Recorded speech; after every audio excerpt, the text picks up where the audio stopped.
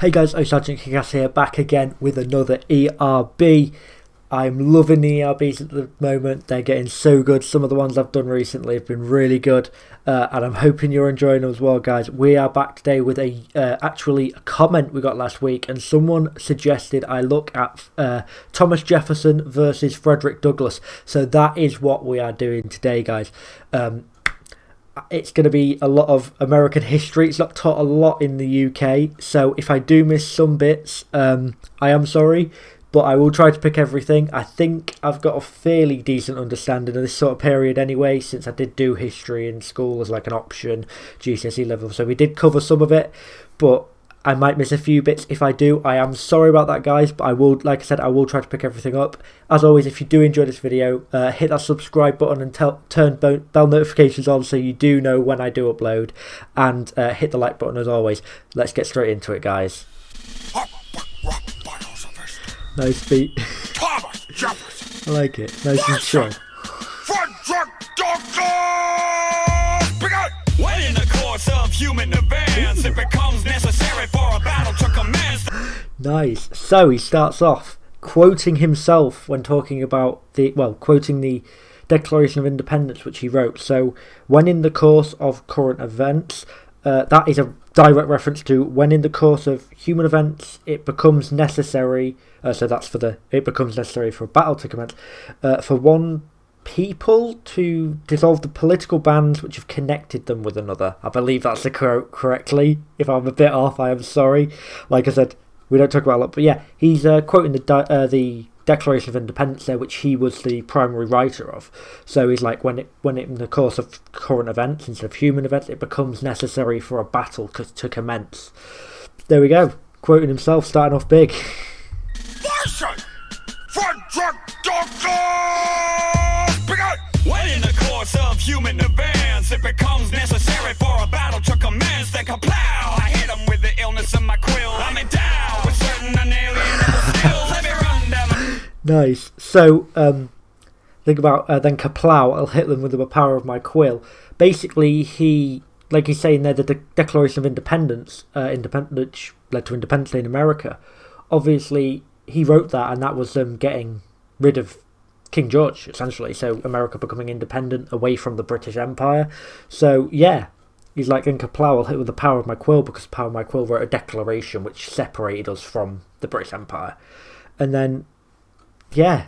With the illness of my quill, I'm endowed with certain unalienable skills. There we go. And then I'm endowed with certain unalienable skills. So, in the Declaration of Independence again, I believe it is, he says all men are endowed with certain unalienable...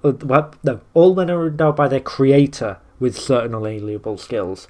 And among these are life, liberty, and the pursuit of happiness, I believe.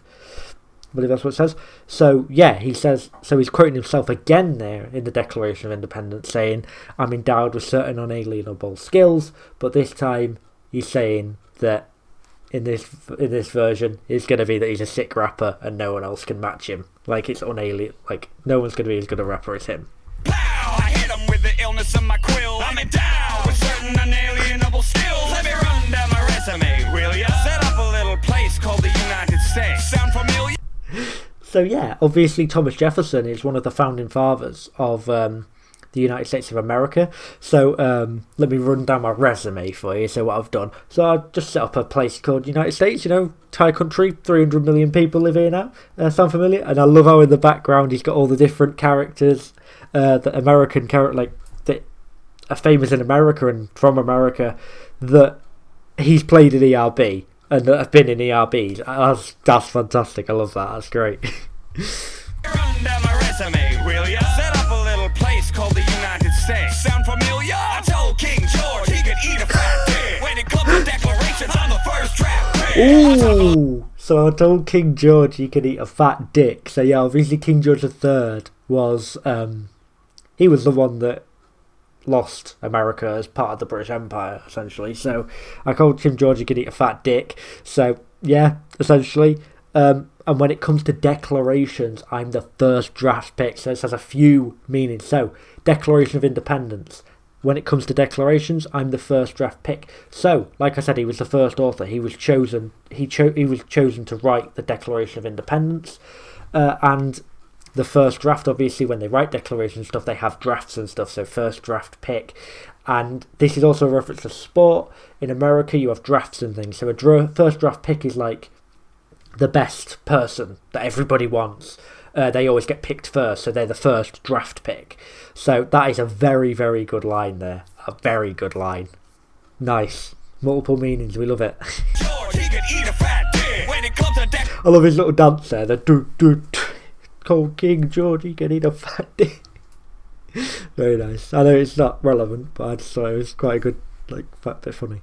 Right, yeah, I get on. Sound familiar? I told King George he could eat a fat dick. When it comes to declarations, I'm the first draft pick. I topple any tyrant, so kings and pirates beware. I'm so down with So, yeah, I'll topple any tyrant, so kings and pirates beware. So, obviously, we spoke about King George III and how he told him to fuck off and lost the Civil War, beat them in the Civil War and stuff. But also the Barbary pirates, they were near northern Africa, and they actually kept attacking and things like that, American merchant ships. So he sort of went over there with the navy and stuff, and they sorted out the problem. But yeah, they got rid of them in the end. But yeah, they were a big problem for American merchants originally, because they kept looting them and sinking their ships and stuff. So that's a very good line. I'm the first draft pick. I topple any tyrant, so kings and pirates beware. I'm so down with revolutions, I invented the swivel chair. How many volumes of I'm so down with revolutions, I invented the swivel chair.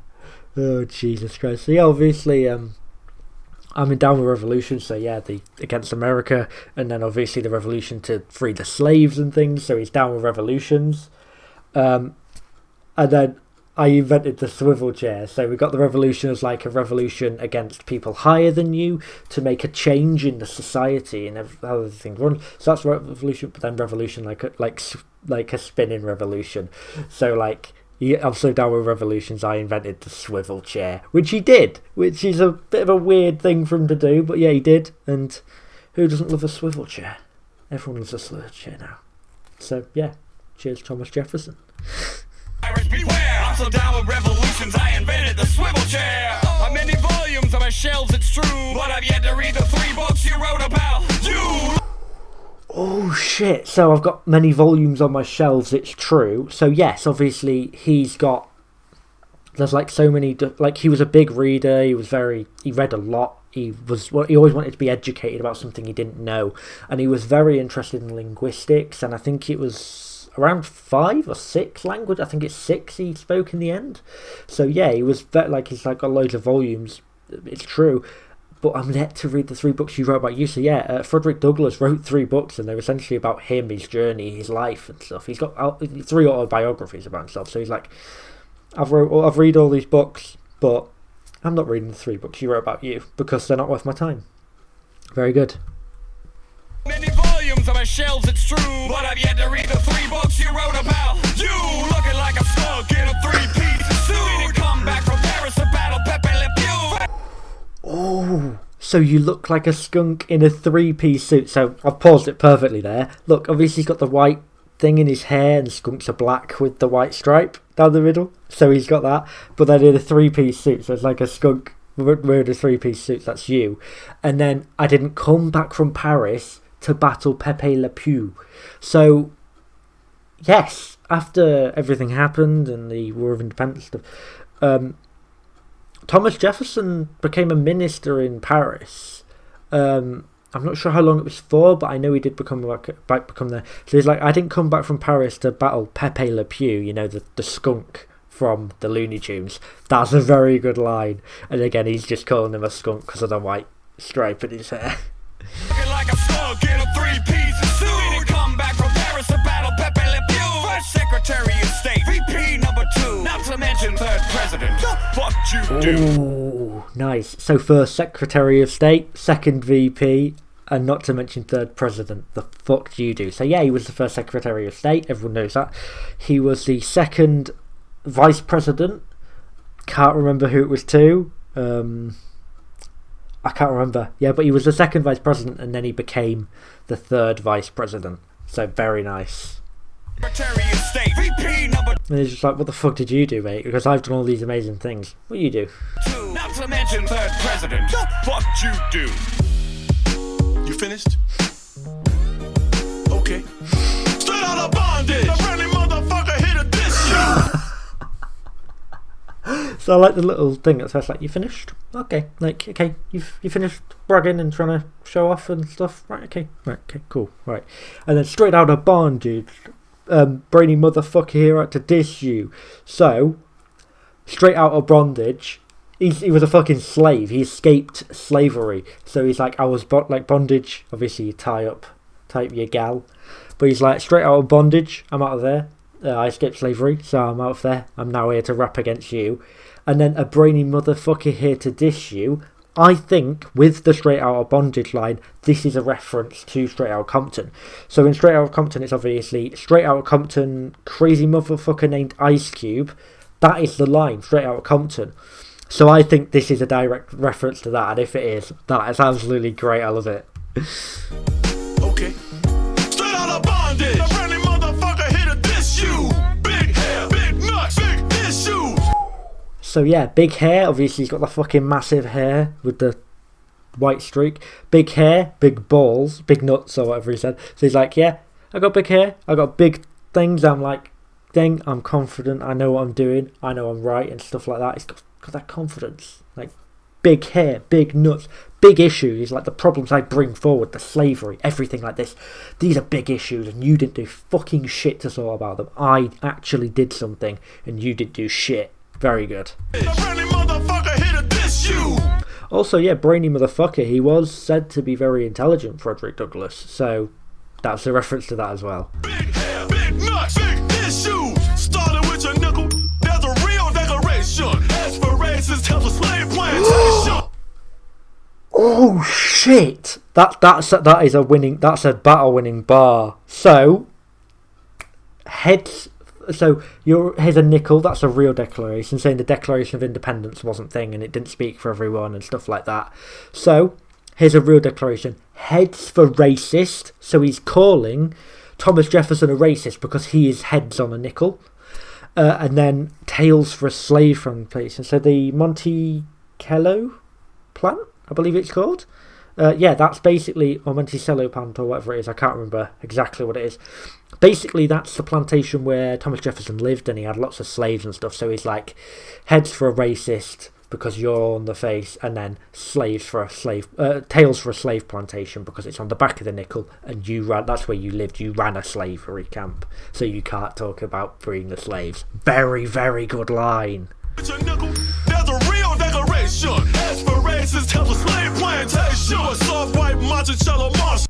There you go, you're a soft white Monticello marshmallow. So yeah, obviously he's white dude, he was privileged, and he's basically called him soft Monticello marshmallow because that's where he lived. So he's like, you're soft in there. Very good. Aspirations tell the slave plantation. A soft white Monticello marshmallow. Watching my people sweat while you sat playing cello. Oh, watching my people sweat while you sat playing cello.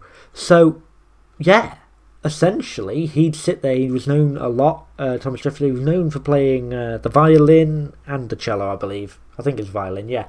Throughout his lifetime, he was known to play them regularly and be like, thing.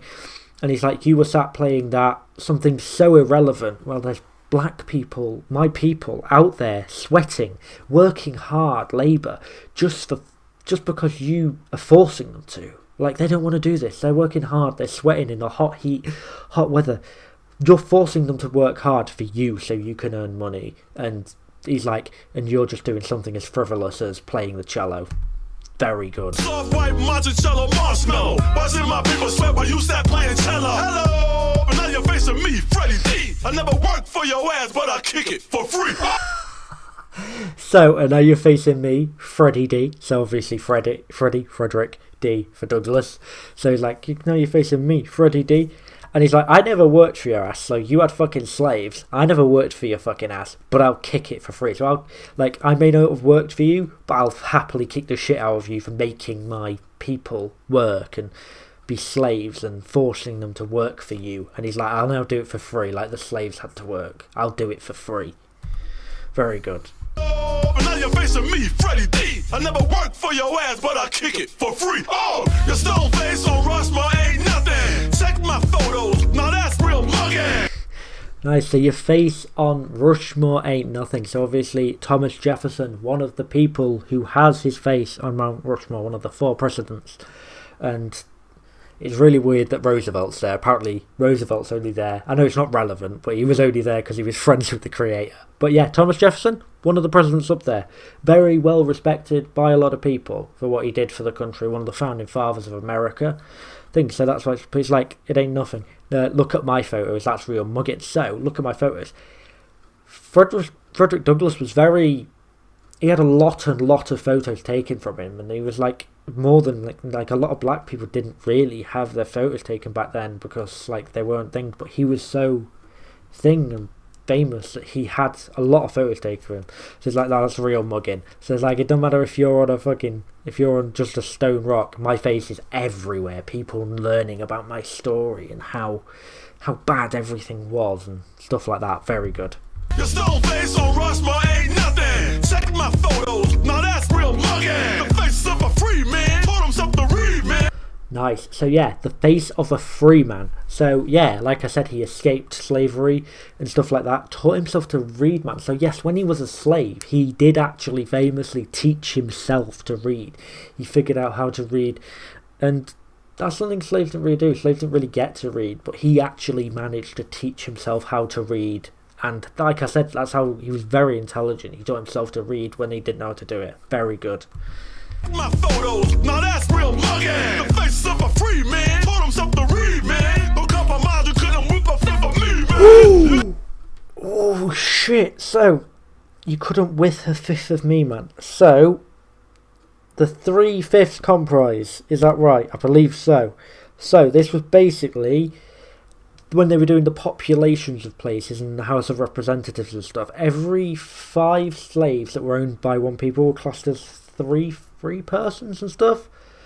So he's like, you couldn't whip a fifth of me, man. So basically saying, you can't own me as a slave, you can't own me in this battle. Very nice. Free man, taught himself to read, man. Don't compromise, you couldn't whip a flip of me, man. You got a self-evident truth of your own. You let freedom ring, but never picked up the phone. Oh shit. So basically, God Save the King is, well, Queen now, is the English national anthem. Back then it was the King, obviously, because King George III.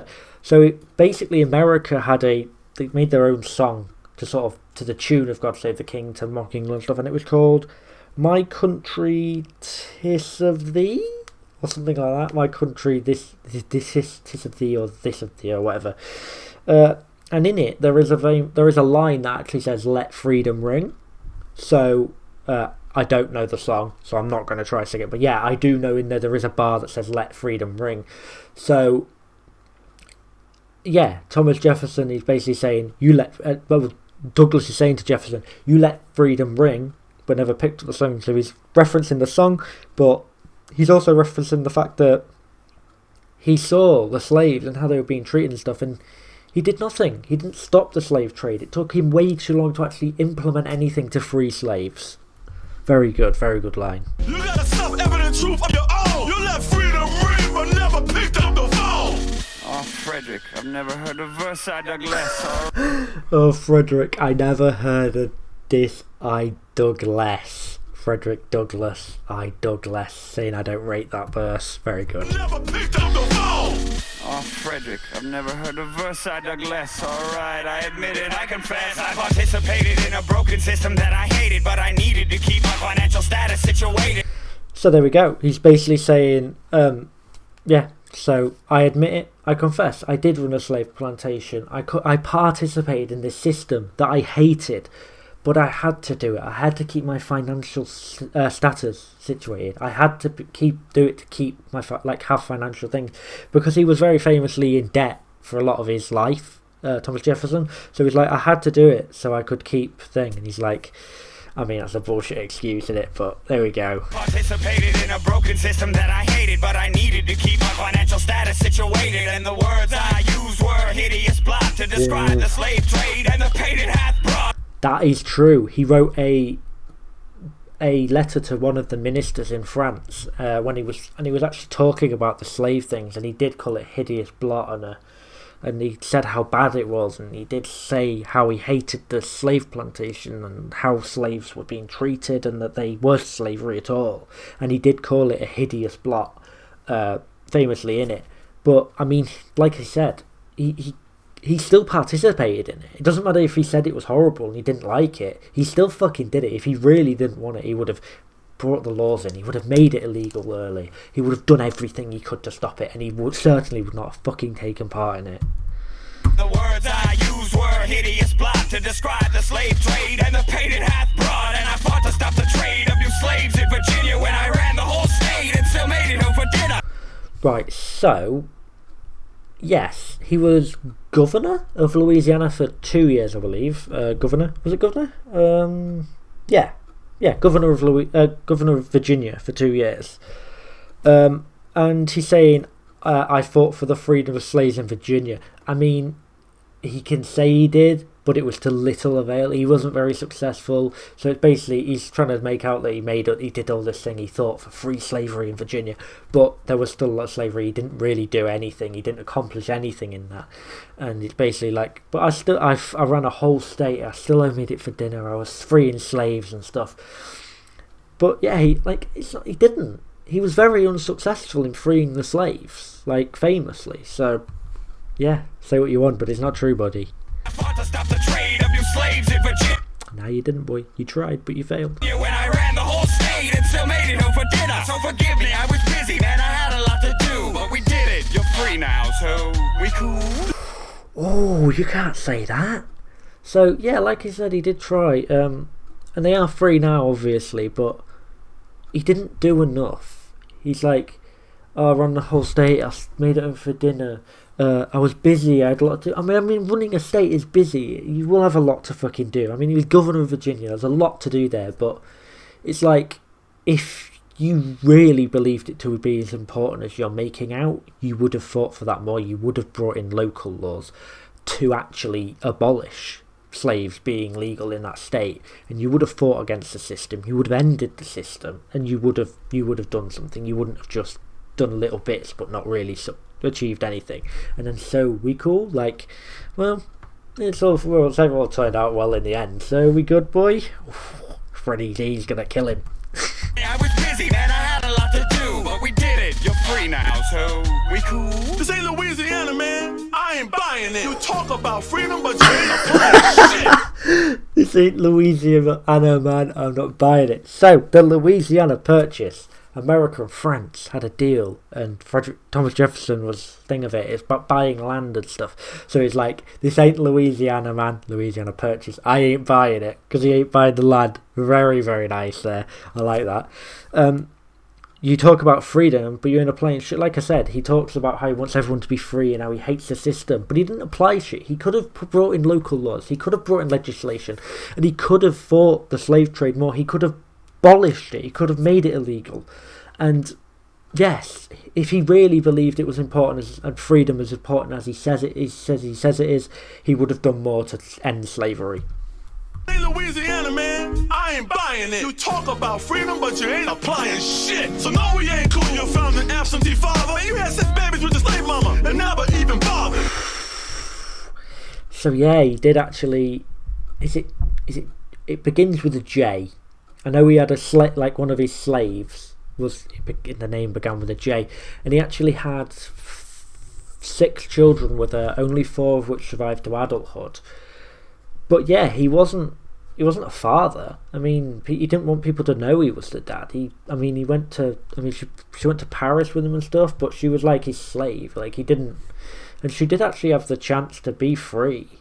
Because she went to Paris and she went with him, and she had the chance to stay in Paris and be free with her children or go back with him, but he made promises that he'd free them and things and stuff like that, so she did go back with him. But yeah, it's like you had 6 babies, like 6 children with your slave mama, but you didn't even bother to look after them. Like, he was very absent, so absentee father. absentee founding father, because he was a founding father of America. Oh, yeah, cool, you found an absentee father. Man, you had 6 babies with your slave mama and never even bothered to free you when you died on the 4th of July. It's a very important holiday, but what the fuck does it mean to this guy? Shit. So yeah, there we go. You never even bothered to free them when you died. She's promised when he died and things that she and all her children would be free and stuff.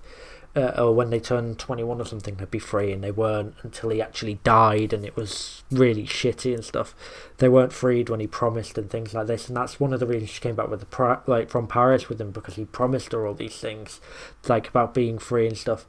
But yeah, and then he's like, 4th of July, it's a very important holiday because it's about freedom. That's when the Declaration of Independence was passed. What the fuck does it mean to this guy? He was already free. He didn't really do anything. It doesn't mean anything to him. You died on the 4th of July. It's a very important holiday, but what the fuck does it mean to this guy? Cause I celebrate December 6th, 1865, the day the 13th damn amendment was ratified. There we go. So he celebrates December the 6th, 1865, the day the 13th Amendment was ratified. That's the date, the 6th of December, 1865. That's the day everyone should know, but it's not known. Everyone just thinks about the 4th of July, but that's the day where slavery was abolished. The 13th Amendment was changed. It banned slavery, abolished slavery. That's the day everyone should celebrate, but no one talks about that. Everyone celebrates the 4th of July, and that's, yeah, the Declaration of Independence was passed, but the 6th of December 1865 is the day slaves were freed. So he's like, I celebrate this day because that's the day the Declaration was ratified. That's the day my people were free. That's the day that's important. Important holiday, but what the fuck does it mean to this guy? Cause I celebrate December 6th, 1865, the day the 13th damn amendment was ratified. And I cease to be an alien to your unalienable rights. And we the people, stop meaning we the people who are white. Nice. So he's quoting the Declaration thing. So foreigners were called like aliens. So he's like that's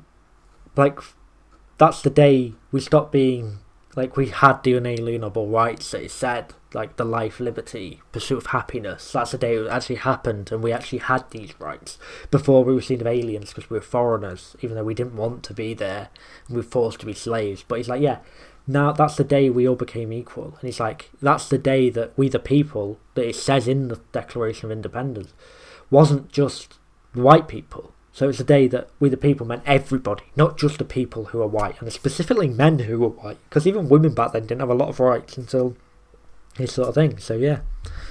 Cease to be an alien to your unalienable rights. And we the people, stop meaning we the people who are white. Man, you did some good things. I ain't denying your fame. I'm just saying they need to put an asterisk next to your name. Nice.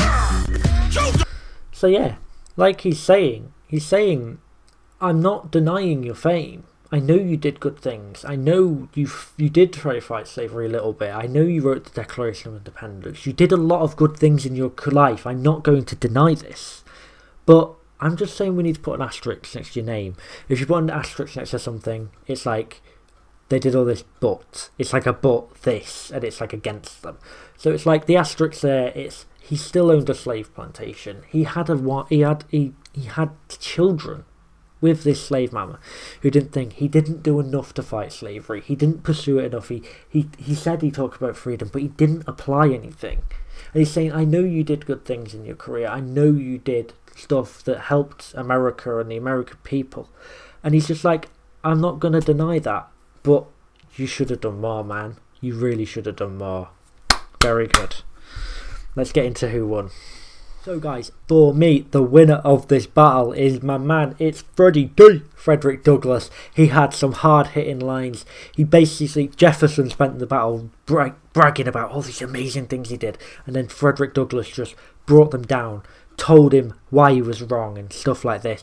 And for me, he had some really nice lines, and yeah, some great bars, some great flows, and just basically everything Jefferson tried to claim, he fought back and proved him wrong. So for me, the win does go to Fredrick Douglas, guys. As always, let me know in the comments who you thought won, your favourite bar as always.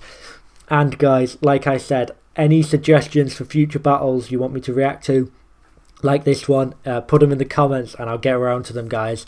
But yes, as always guys, if you did enjoy the video, hit subscribe with those bell notifications turned on so you are notified when I upload. There should be a video coming out tomorrow, as I said at the start, so I hope I do see you on there, and also for Tuesday for a damn bull. And yeah guys, I hope you enjoy. If you did, hit like button, subscribe, and I'll see you in the next video. Peace.